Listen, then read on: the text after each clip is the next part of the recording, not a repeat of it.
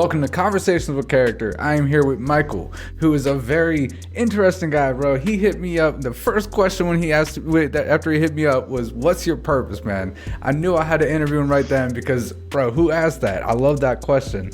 So let's get into it, man. How old are you? Where are you from?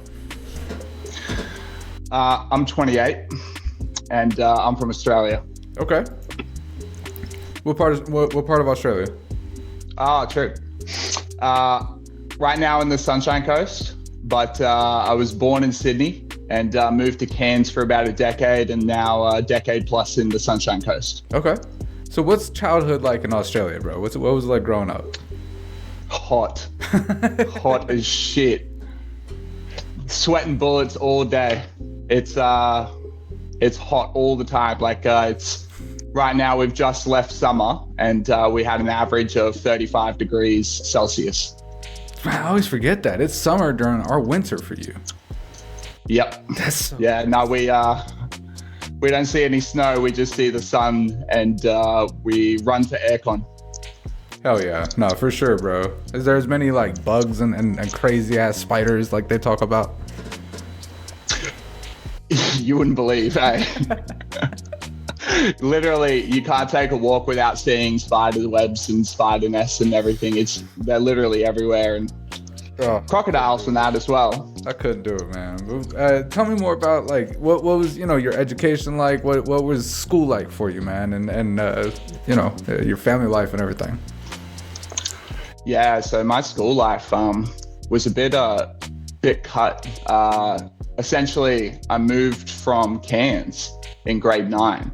Oh, wow. And in grade 9, I'm near the end of grade 9, and then I started a new school, lost all my school friends, all my childhood friends, and had to essentially remake friendships in high school. Yeah.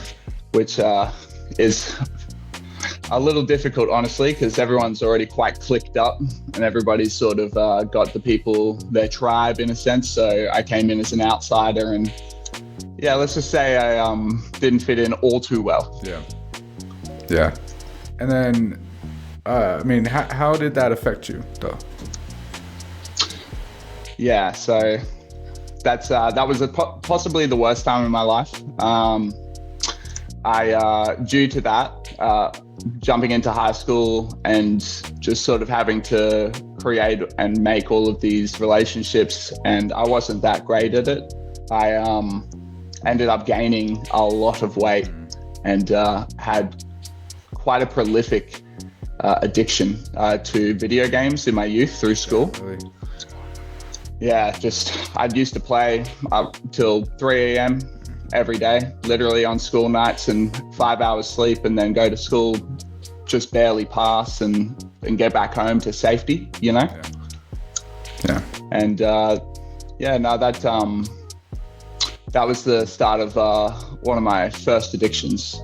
One of your first. Okay. So what happened after, I don't know what you call it there, but after high school age, what did you do after that? So at high school, after I graduated, I basically tried to look for work. And at the time, I was 180 kilos and just quite a large mess of a man, honestly. And any job that I got, I couldn't hold for longer than 8 months. I got fired from 4 of the jobs that I could get out of school, and just couldn't find any place anywhere. Yeah. And you said that was just the first addiction. Did you find other addictions around this time? Yeah, so initially, actually through school, I've always been some. Sorry about that. You're right. It's all good. Through school, in my early years, I used to steal sugar packets from cafes, and those little single serve sugar. Yeah. I used to grab handfuls and take them home, rip them all open, and tuck them back. Yeah. Wow. Yeah, literally, I was an absolute fiend, addicted to any source of dopamine I could possibly find. And I like, if you're familiar with cooking syrups, I'd just take every cooking syrup I could find from the rice malt syrups. Wow. Any honey. I'd get through bags of sugar. Like, it was a full-blown addiction. And we've got this snack in Australia, which is very popular, called a Tim Tam. Have you heard of that? No.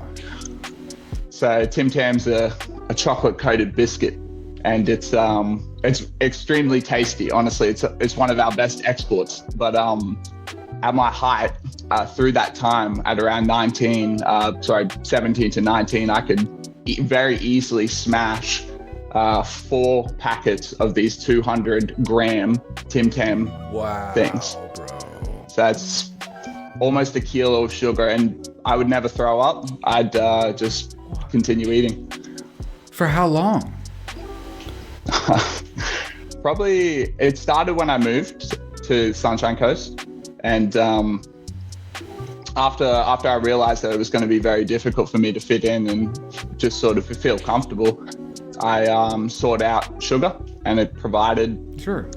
a lot of what I needed. And it continued for a long time, honestly, because when people build these sorts of relationships with substances, like sugars, I consider a substance. No, hey, an addiction, Addiction's addiction, yeah. And I'd play games, I'd eat terrible food, and just overall destroy my health and my mental well-being and everything. Yeah, for a long time. And it didn't get better when I got fired from jobs. It got a little bit worse. And just eventually fast forward to when I was 21. So I'm going through this time period for a long time. Wow. And not fitting in. But then at 21, I found a job in care work. And I work in disability care. And this job was unlike any of the other jobs before. And it was also the job that I've never been fired from. Huh. And I maintain it to this day, actually. Wow. Yeah. So, I mean, when did you stop with the sugar addiction? So the sugar addiction stopped only when I had this, it was actually my boss. He, who ran the care organization that hired me. He became my mentor over a period of time after I met him. And he said this thing to me one day, which just changed my entire life. He said, Luke, which that's my real name, you deserve love. Don't ever forget that. And I just couldn't help but break down and cry over the phone hearing that, because it was genuinely the first time I'd heard it, and it just hit me like nothing has ever hit me before, and hit me even harder than sugar. And at the time as well, at 21, one thing I forgot to mention is that I got into drugs. So at 19, I was pretty handy with IT, so I could go online, as we call it, to the candy store, and I'd order a number of drugs, as all different types. What kind of internet y'all got out there in Australia, bro? It's everyone's got it. It's just the dark kind of the internet, found through an onion. Bro, I don't know nothing about it. Yeah, you've definitely heard about it. The dark net. I've heard about it, bro. But I don't know a damn thing about it. I don't know how to access it. That's another story. Yeah, no. Well, it's very hard to keep an addict away from what he needs. I very much beat a path to that store and found my way ordering all manner of drugs, from pharmaceuticals, psychedelics, to just weed through the mail. Wow. And funnily enough, the first drug that actually came for me was DMT. Wow. Wow. Yeah. That's a hell of a first one, bro. You telling me? So But yeah. that kind of progressed.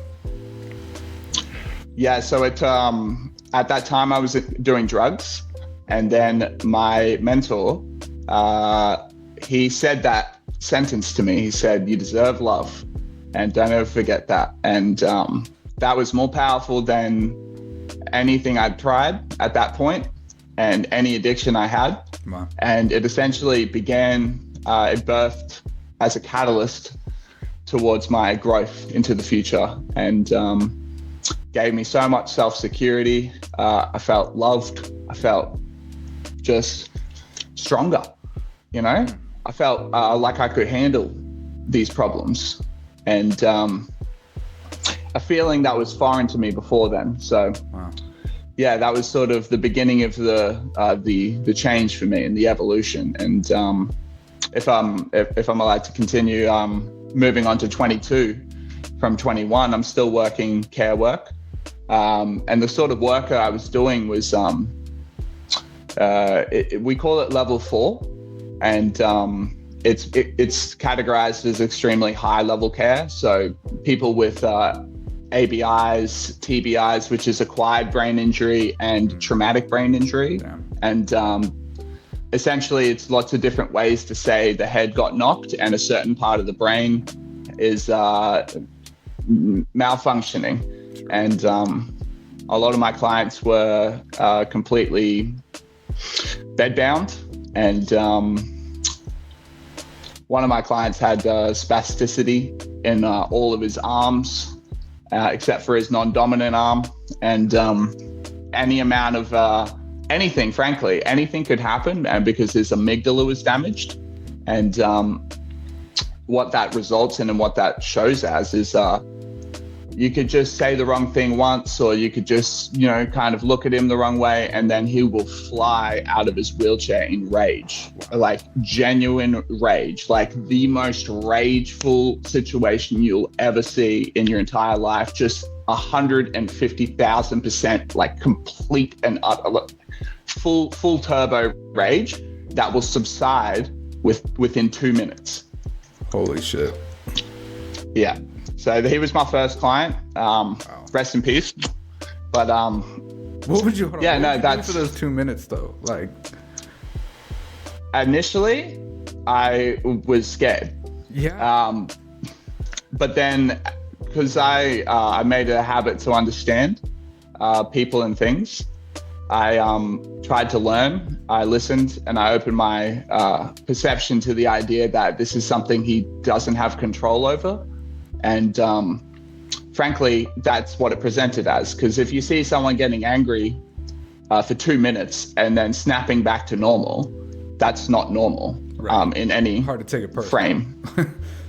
It would, yeah, like I'd leave and then I'd come back, and we'd be all sweet. Wow. And he'd apologize, and yeah, no, it was a good little foray into care work. That if I was to boil down what that meant for me, is that there was someone out there more angry than me. Fair, bro. That's fair. And he needed help.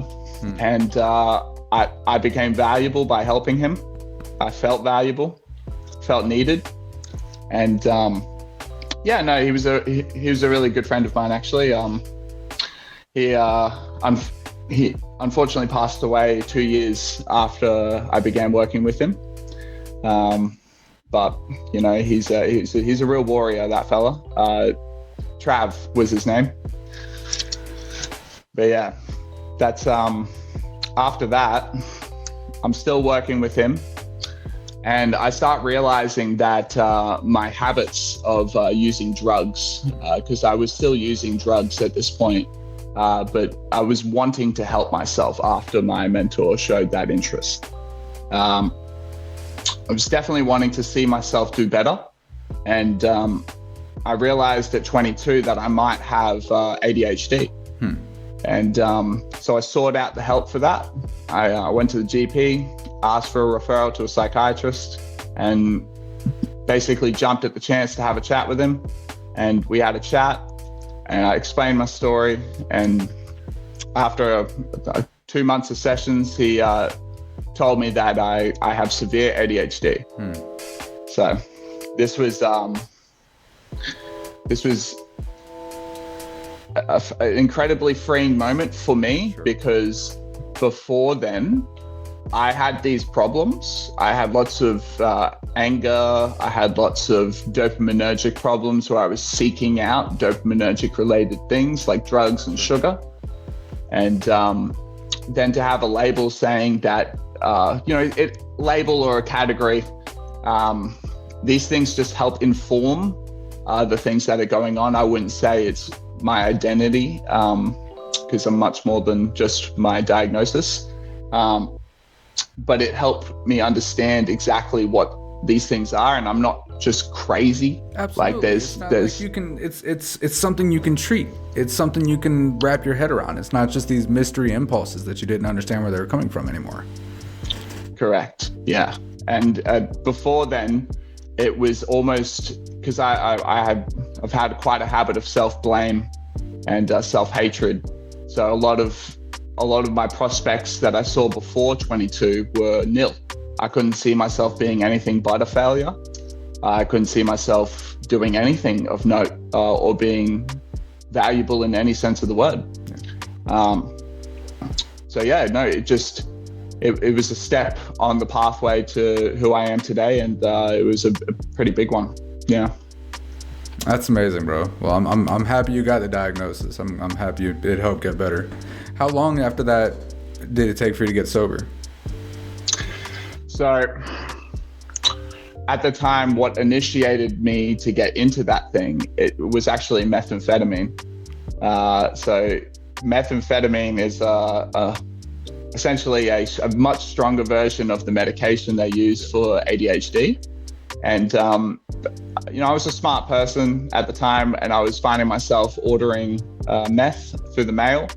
And I just thought, there's got to be a reason for this. There's got to be some reason why this is happening, because this isn't anything I can share with any of my peers. This isn't anything that anyone could relate to, frankly. Sure. So I Googled it and found out that the medication was, in fact, the thing that helps treat it. And before then, when I was working a job, the only way I could actually maintain that job and do a good job at it was with meth. Yeah.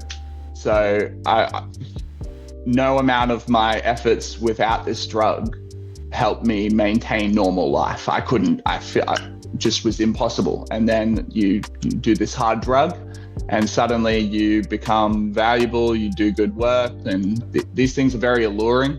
And but yeah, after I got a bit of medication, which is a much more reduced version of the methamphetamine, but the medication wasn't a silver bullet. It didn't solve all my problems immediately. The main thing that helped solve these problems of mine, is education. Having a better understanding and feeling more whole with my understanding of everything. That's the most pivotal. And through the labeling or the diagnosis, then I became more educated on the topic, and I learnt all the ins and outs of it. Man. And to answer your question, when I got off this stuff, it was a slow process. I'd garnered quite a lot of weight, quite a lot of baggage as well, through the years. And I found myself relying dependently on a lot of these things, and been smoking weed a lot through this time as well. That's pretty much been a regular occurrence. One thing that I don't really do is I don't drink. Okay. I never really drank alcohol. My first experience, I blacked out around a toilet, so it was just not for me. Yeah, no, I lost 4 hours or something. Yeah, and I just, man, that's how it be. Yeah, no, it wasn't too great, but these things slowly, very, very slowly. I had the idea of because I tried dieting, right? I tried the concept of a diet.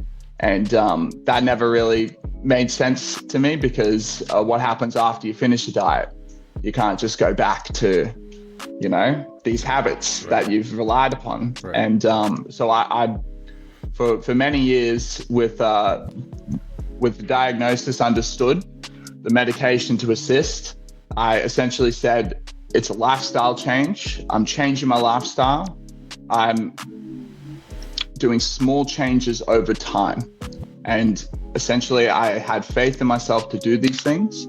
And that faith in myself to do these things was instrumental, because if I didn't believe I could be better tomorrow, then I wouldn't have been. And so it took me. Go ahead. Sorry, go ahead. You're a prime example. You're a prime example of the importance of being diagnosed with something like that in childhood. Because if you had been being treated for ADHD from the time you're 14 years old, it would have probably avoided you, kept you away from the sugar and the rest of the addictions. Yes. We could, there's the oldest debate ever, which is if this happened, then what would my life would have looked like, right? Yeah. And I think that's it's not the most healthy thing. I rarely think like that nowadays, but I could have had different problems. The way I like to think about it is I could have had different problems if I had got picked up early, but I'd say the one thing that could have helped the most is learning about it, or having people around me who knew what was going on, or brought me to some situation that might have helped me understand what was going on. Because it was the lack of understanding that really, made me go around in circles. Sure. And you said you're 28 now? 28, yeah. 28, man. So it's been 5 or 6 years since you got sober. Pretty much, yep. Yeah. And I've been smoking weed for a while after that point. It's a fairly light drug, but it certainly hasn't been it's been helpful initially, but it lost its usefulness near the end, around 25. And that makes sense actually, because at 25, your brain, your frontal cortex matures past your early 20s. So it gave me a lot more of the frontal control aspects, which I'd previously lacked. So I was able to sort of make decisions and be rational and logical as opposed to purely emotional. That's interesting. I never thought of it like that. Yeah. So these things this is when I speak to younger kids, I often remind myself about this, because people in their early 20s, they really are lacking a frontal control center. At 25, that's when it becomes easier, is a good way to put it. And then every year, the best way to say it is, when you're a kid, everything's chaos. And then as you pass the 25 mark, order becomes the nature as opposed to chaos, for the most part. Makes sense. That makes sense. So, and you're still working the same job? Still working the same job. Yeah. I'm working for 2 companies at the moment. And I help out, all manner of people. And I've got many different clients now. Hell yeah, bro. And is that what you want to continue doing, till you retire type stuff? Not particularly. It's a rather taxing job. Yeah. And sure. It's been the only job that I could ever hold. Okay. So I've been very grateful for it. Very grateful that I could survive in this economy and survive in general. And I learn a really great saying that I keep with me every day, which is, and this is something I picked up through this sort of work and through my circumstances, which is, it's not the more you got to do, it's the more you get to do. Because I didn't feel like I could do anything, and then I suddenly became valuable, and I'm like, you know what? All of this extra work, I get to do this. It's a privilege, right? You make music, right? Correct. I make music, and this is on the music topic, which we haven't spoken about at all yet, actually. I've been musically inclined my entire life. That was also one of my addictions. Okay. Listening to music over and over and over and over again, like a drug, and just, looking for the next hit. Which song is going to provide me that dopaminergic rush that I absolutely need to survive? And through that time, I actually, when I was doing drugs, I'd met people who were freestyle rappers, just for fun. And this was 19, actually. I met some people who were freestyle rapping in bathrooms and just, smoking a bit of weed and, rapping. And when I saw that, it was, it changed me because I saw the freedom of the rapping.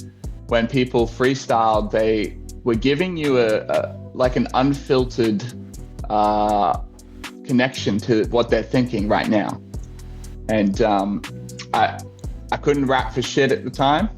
So I went home and practiced literally every single day from that day onwards, over every music I could find, driving in the car every day. Pretty much any spare time that I had alone, I would just be practicing my rap skills for now 9 years. It's been. Wow. It would be that was a source of great freedom for me, because I felt like anything that I was going through, I couldn't really express without scaring people away, because I'd get very emotional. Sure.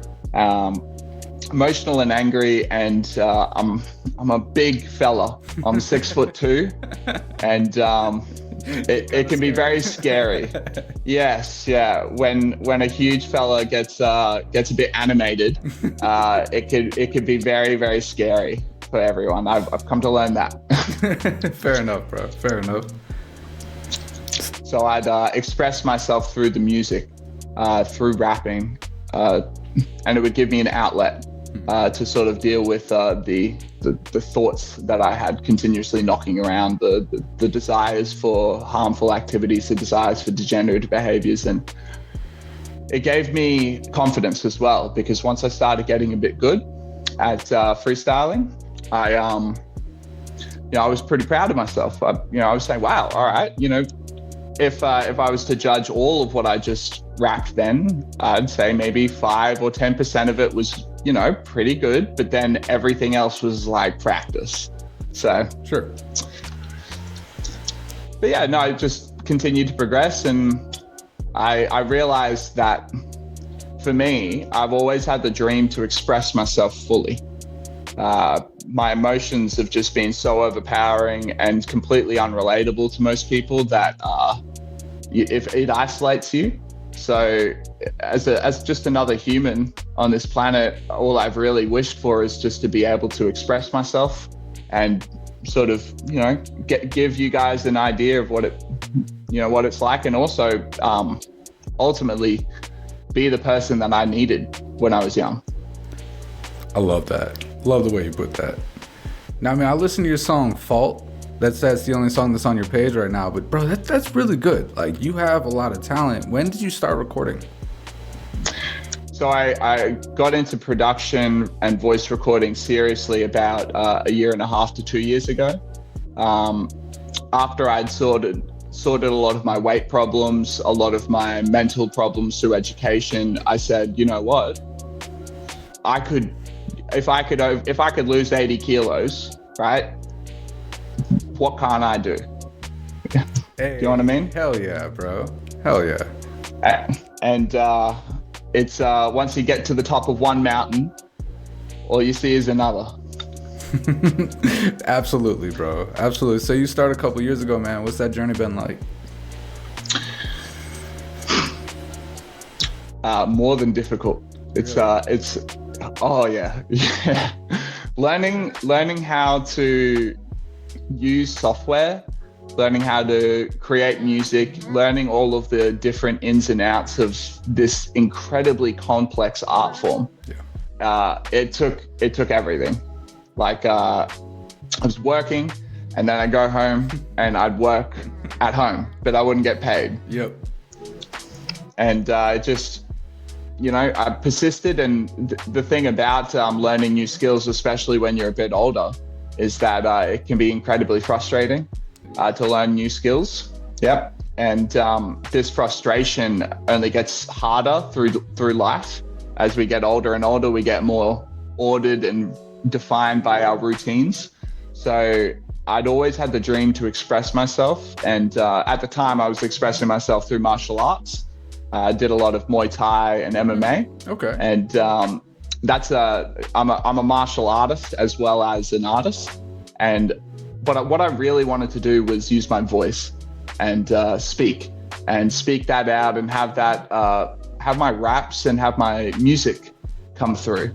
And about 2 years ago, I've been freestyling for 7 years. I tried to write songs, and I just realized, oh man, this is another skill I don't have yet.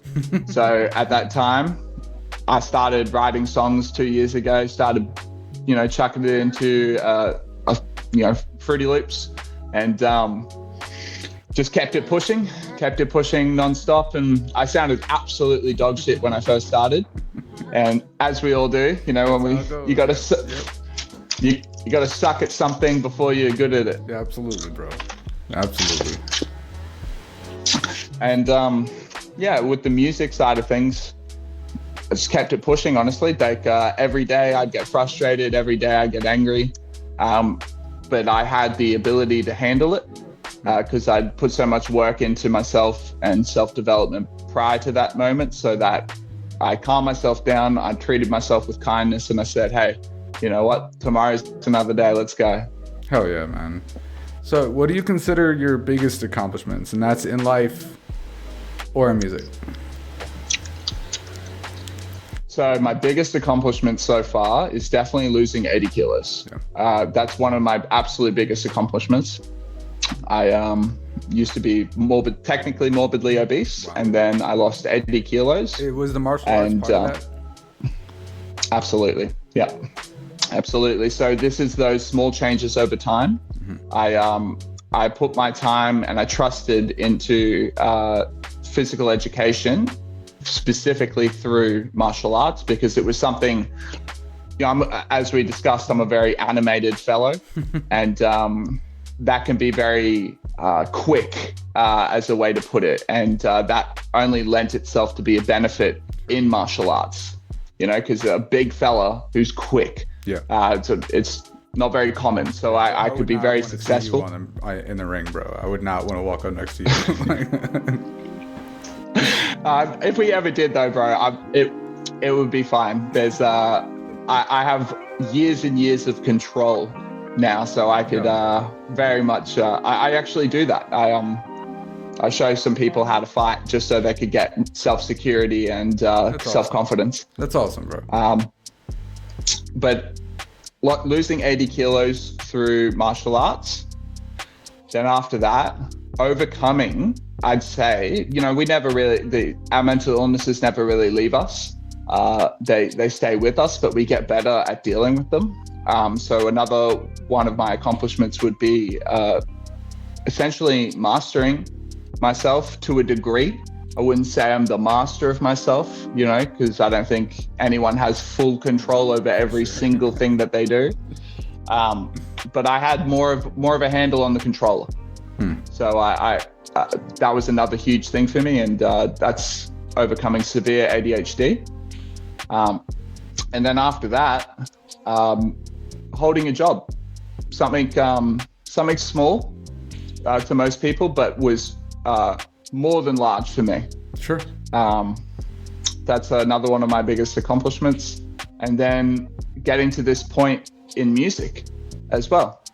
I pretty much mix and master and produce a lot of my stuff. Wow. I really went the long way around. I like to say I'm a mountaineer, right? Right? And I just take one step after another, climbing this mountain, right? Can't stress, because the mountain's going to be there, and I'm going to take steps, and I'll get to the top in time. Respect. So, man, I gotta ask you. You asked me. What's your purpose?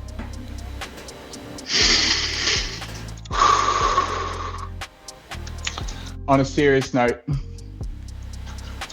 I treat this purpose very very close to my heart.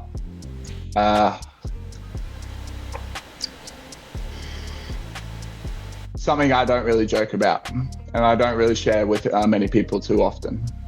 But my purpose is to help at least 1 billion people. Hell yeah. And if you think about that logically, think rationally, how the fuck would that even be possible? The internet. That's one way. At the time, I was thinking a book or music, because if I can make good music, then I don't have to convince people to listen. And I'm somebody who pretty much always has a generative good answer to give to most situations. So that comes through in my music. And if I can make it listenable enough, then suddenly I've got kids who can't stop listening to this sort of stuff. And hopefully, I could maybe give them a perspective outside of their chaotic one that might help them on a better path. You never know. Absolutely, man. And it's sitting here talking, I actually got an idea that I'll tell you in a second, but when we first talked, you were reluctant to show your face in the interview. Can I ask why? The way I answer that is people are just going to project on me anyway. I may as well give them a blank canvas. I like that. People's projections onto one another is oftentimes what they get stuck in, sometimes for their entire life. And I thought about masking myself, but I was feeling pretty good today, and I wanted to give a smile out. And a lot of this game, a lot of what I'm trying to do is sort of help people get to know me. And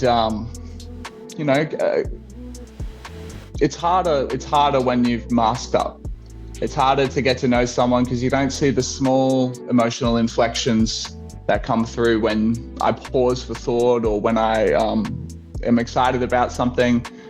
So I wanted to, I'm very comfortable with being vulnerable, and I have no problem with it.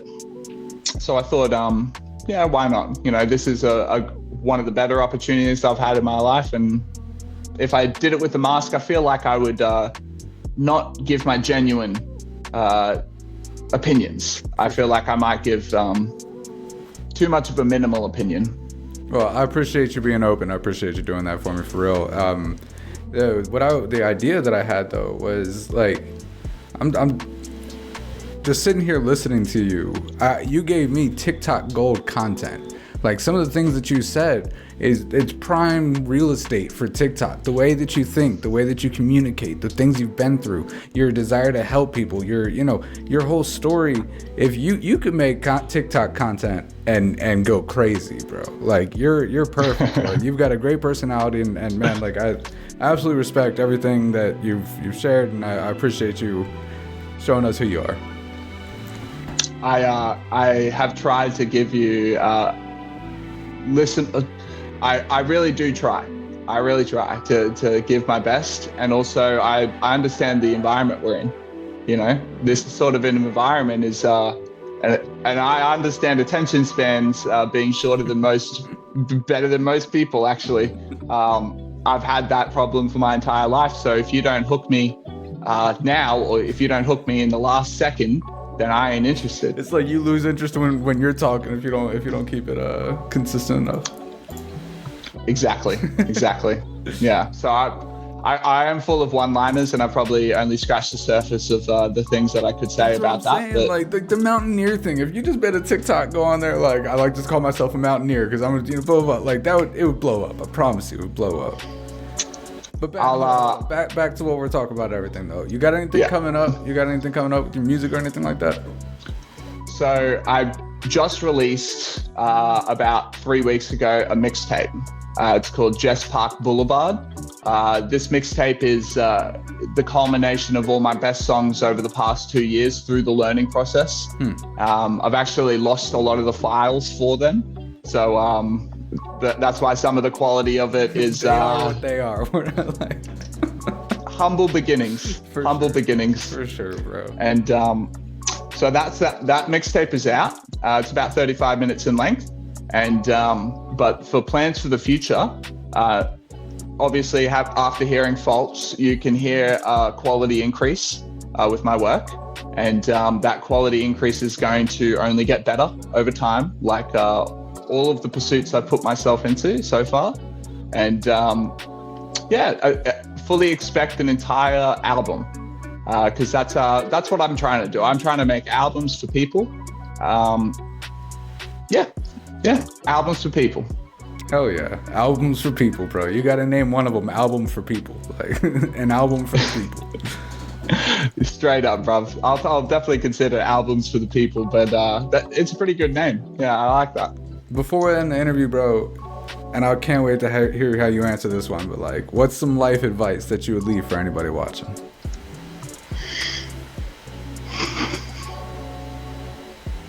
Best life advice I ever heard, okay, is know thyself. Okay? And then immediately following that, use the body to control the mind. Also, exercise is mandatory. It's not optional.